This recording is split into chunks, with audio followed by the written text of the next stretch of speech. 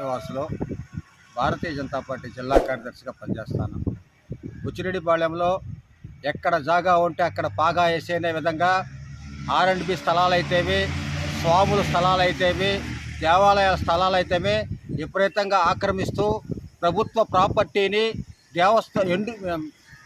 దేవాలయాల ప్రాపర్టీని, స్వాముల ప్రాపర్టీని యథేచ్ఛగా రౌడీజులు చేసి ఆక్రమిస్తుంటే ఈ అధికారులు చూచి చూడనట్టు ఉండాలని మేము తప్పుపడుతున్నాం.